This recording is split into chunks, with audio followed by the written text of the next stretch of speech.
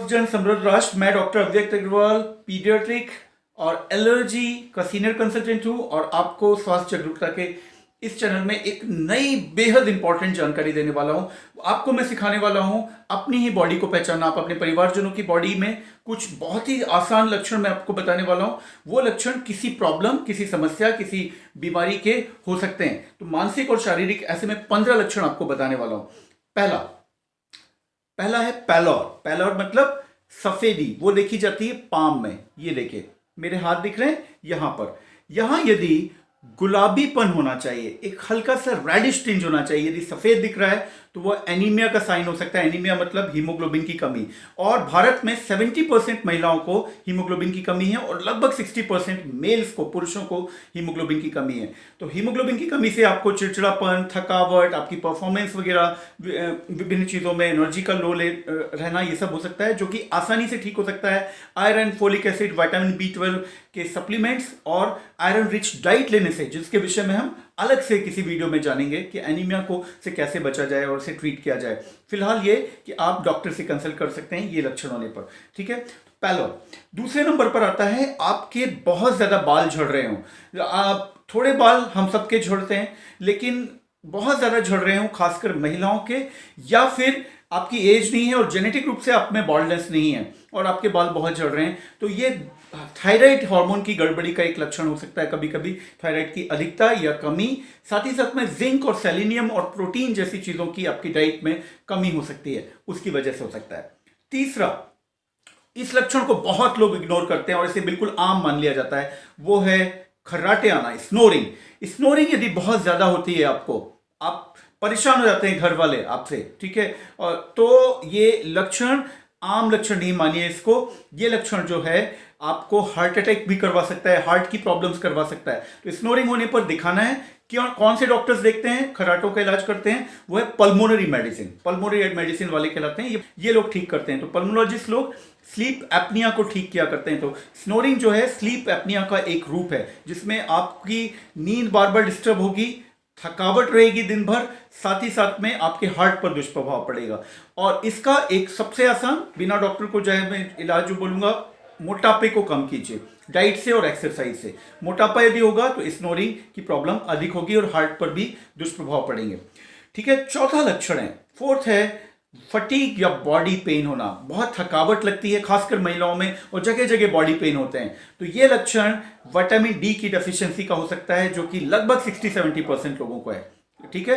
Vitamin D के विषय में पता ही नहीं होता लोगों की हमें बॉडी में कम है। इसका ब्लड लेवल किया जा सकता है, ब्लड लेवल नहीं भी करना है तो आप सीधे विटामिन डी रिच डाइट और विटामिन डी सप्लीमेंट्स भी ले सकते हैं। सनलाइट से बहुत कम विटामिन डी मिलता है, जो कि हम में से अधिकतर लोग मानते हैं। एक्चुअली 70% बॉडी एरिया को जब हम एक्सपोज रखेंगे धूप में कई घंटों तक, कम से कम 2 घंटे रोज, तभी इतना विटामिन डी हमें सनलाइट के थ्रू मिलेगा, जो कि आजकल की जिंदगी में नहीं पॉसिबल है, ठीक है। 70% बॉडी एरिया तो आप एक्सपोज कल्चरली भी नहीं रख सकते हैं। तो इसलिए विटामिन डी लेवल के लिए डॉक्टर से मिल सकते हैं, ठीक है। और विटामिन डी पर मेरे कुछ अलग से वीडियो भी हैं, जिनके लिंक मैं डाल दूंगा। लिंक आप डिस्क्रिप्शन जरूर पढ़ लिया कीजिए, उसमें कुछ अच्छी अच्छी बातें मैं लिख दिया करता हूं। 5वां पॉइंट है अर्ली मॉर्निंग लो मूड। ये बहुत इंपॉर्टेंट है। मेरे एक रिलेटिव का फोन आया कि मुझे सुबह सुबह बहुत दुखी मन रहता है मेरा और चिंता होने लगती, घबराहट होती है। तो ये अवसाद का एक बहुत इंपॉर्टेंट लक्षण है। आपकी यदि जल्दी नींद खुल जाती है, जो कि आपकी आदत में भी नहीं है, तब भी नींद खुल जाती है जल्दी, और फिर बुरे बुरे विचार आपको आते हैं, दुखी मन रहता है, तो ये अवसाद का इंपॉर्टेंट लक्षण है। ये ज्यादा दिन तक बना रहता है, आपको हफ्ते 2 हफ्ते से ज्यादा बना रहता है, तो डॉक्टर को मिलिए। हो सकता है आपको एंटी डिप्रेसेंट की जरूरत हो। एंड डिप्रेशन दूर करने के मेरे कुछ वीडियोज हैं, वो देख सकते हैं। कुछ फिलोसफिकल एटीट्यूड होना और एक्सरसाइज करना, जिम ज्वाइन करना डिप्रेशन के लिए बहुत ही अच्छा उपाय है, दवाओं के अतिरिक्त। 6वां पॉइंट, 5वां था अर्ली मॉर्निंग लो मूड। 6वां पॉइंट है नेल्स।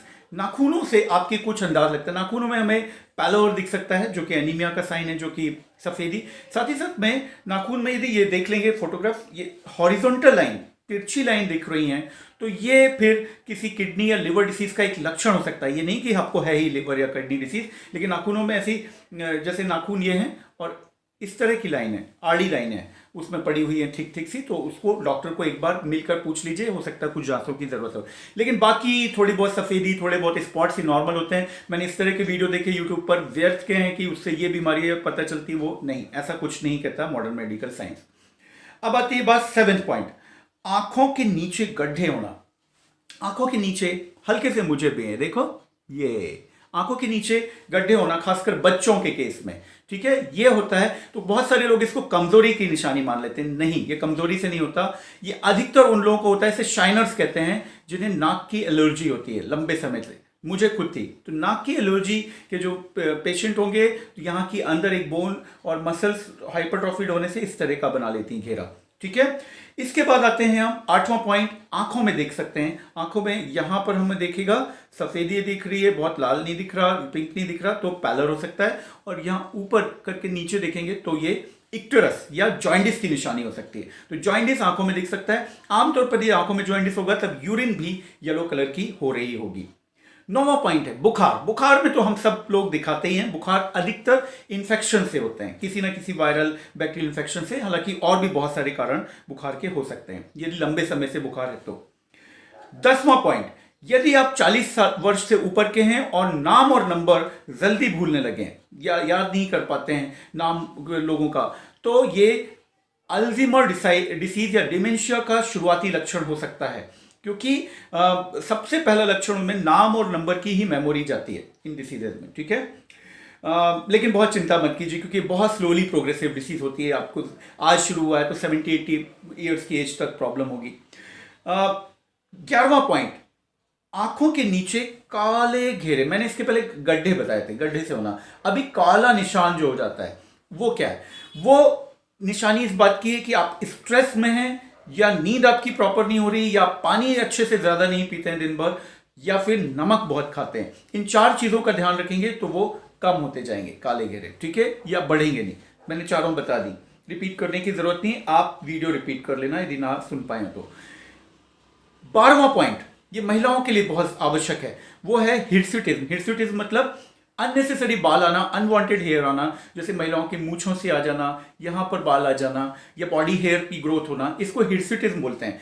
हिर्सुटिज्म महिलाओं में हार्मोनल इंबैलेंस की वजह से हो सकता है, जो कि थायराइड हार्मोन की या पीसीओडी नाम की प्रॉब्लम से हो सकता है। तो यदि हिर्सुटिज्म आपको हो रहा हो तो गायनेकोलॉजिस्ट को मिलिए या हार्मोन विशेषज्ञ को मिलिए, जिसको एंडोक्रिनोलॉजिस्ट बोलते हैं। 13वां पॉइंट, इसको भी लोग बहुत सीरियसली नहीं लेते, वो है बैड ब्रेथ, मुंह से स्मेल आना, जो कि आपकी सोशल लाइफ, इंटरपर्सनल रिलेशनशिप पर बहुत बुरा इंपैक्ट डाल सकता है, आपके कॉन्फिडेंस पर बुरा इंपैक्ट डाल सकता है। और आप एड देखते रहते हैं वो प्यारी सी खूबसूरत दांतों वाली हीरोइन के पेप्सोडेंट और कोलगेट वगैरह का, और समझते हैं कि इससे दूर हो जाएगी। नहीं, यदि बैड ब्रेथ है तो वो कई बार गैस्ट्रोएसोफेजियल रिफ्लेक्स से हो सकती है, मतलब पेट के कंटेंट थोड़े से बाहर तक आ रहे हैं, तो ये जो है इसकी वजह से बैड ब्रेथ हो सकती है। तो ये बहुत छोटी सी चीज से ठीक हो सकता है। पेंटोप्रोजोल, लेंजोप्रोजोल जैसी दवाएं आपको डॉक्टर लिखकर बैड ब्रेथ की समस्या पर काफी हद तक आपको निजात दिलवा सकते हैं। 14th है, यदि आप तंबाकू, गुटखे का वगैरह का, पान का बहुत लंबे समय से सेवन कर रहे हैं और आप मुंह को खोल नहीं पाते हैं पूरा, ठीक है, थोड़ा सा खोल पाते हैं, तो ये प्री कैंसरस कंडीशन का एक वजह बन सकती है, ठीक है। इसको सीरियसली लीजिए, ईएनटी विशेषज्ञ से मिलिए यदि आप मुंह नहीं खोल पा रहे हैं। ये कैंसर अभी नहीं डेवलप हुआ है, लेकिन कैंसर होने की पहले की अवस्था है। यदि इस अवस्था में आप गुटखा, तंबाकू ये छोड़ देंगे तो आपका ये नॉर्मल हो जाएगा, कैंसर डेवलप नहीं होगा, ठीक है। लेकिन इस समय भी आप लेते रहेंगे तो फिर कैंसर होने की संभावना बढ़ जाएगी। और 15वां पॉइंट है, वो है यदि पैरों में काफी सूजन आ रही हो, इसको डिपेंडेंट इडिमा बोलते हैं। पैरों में सूजन किसी भी एज में आना 2-3 वजह से होता है। एक तो लंबे समय से आप कभी कभार खड़े हैं, आपका जॉब ऐसा है कि लंबे समय से खड़े रहना है, तब हल्की सूजन आना लाजिमी है और स्वाभाविक है। लेकिन आपको यदि सूजन बार बार आ रही है और लंबे समय से खड़े होने से संबंधित नहीं है, तो ये हार्ट की बीमारियों का एक लक्षण हो सकता है। हार्ट की बीमारी, या आपका हार्ट अच्छे से पंप नहीं कर रहा है, ठीक है, या एनीमिक होने से हो सकता है, या और भी दूसरी बीमारियों का ये लक्षण हो सकता है, इसलिए डॉक्टर को मिलिए। 15वां था, एक एक्स्ट्रा बता देता हूं, 16 पॉइंट, नेल्स में ही। नेल यदि आपके, ये देखो ऐसे एंगल, यहां पर गैप है, ये देखो ये गैप दिख रहा है दोनों अंगूठों के बीच, आप खुद का करके देखिए, ये देखिए ऐसे करके हमेशा गैप दिखेगा आपको। दोनों उंगलियों को मैंने मिलाया तो बीच में मुझे एक गैप है, छोटा सा गैप, ठीक है। ये गैप हमेशा होना चाहिए। यदि ये गैप नहीं है मतलब कि ये स्वेलिंग है, यहाँ पर उभरी हुई है सभी फिंगर, तो इसको क्लबिंग कहते हैं। क्लबिंग लंग्स के प्रॉब्लम्स जैसे कि टीबी, फेफड़ों की दूसरी समस्याएं, हार्ट की समस्याओं, इनके वजह से उत्पन्न हो सकती है। कभी कभी कंजेनाइटल होती है जो कि हार्मलेस होती है, लेकिन एक बार डॉक्टर को मिल लेना चाहिए। तो उम्मीद करता हूं ये जानकारी आपको, आपके परिवार वालों को बहुत मदद करेगी। अच्छी लगी हो तो शेयर करना, और साथ ही साथ मैं ये भी और डिस्क्लेमर दे दूं कि ये जो मैंने कहा इसका मतलब ये नहीं कि आप बीमार ही हैं, ये नहीं कहा। मैंने कहा है कॉशन रखना है, डॉक्टर को मिलके आगे बात करनी है, सलाह लेनी है। डिस्क्रिप्शन पढ़ लेना। वीडियो अच्छा लगा हो तो लाइक करके मुझे बताना। डिसलाइक यदि जो लोग करते हैं वो कारण लिख देना। और यदि आप हर चीज को दुनिया में डिसलाइक करते हैं तो फिर तो बात खत्म है। लेकिन आपको यदि लगे कि किसी वजह से आपने डिसलाइक किया तो उसकी वजह मुझे बताना, जिससे मैं इंप्रूव कर सकूं, ठीक है, और दूसरों तक की बात पहुंचाना। Thank you very much.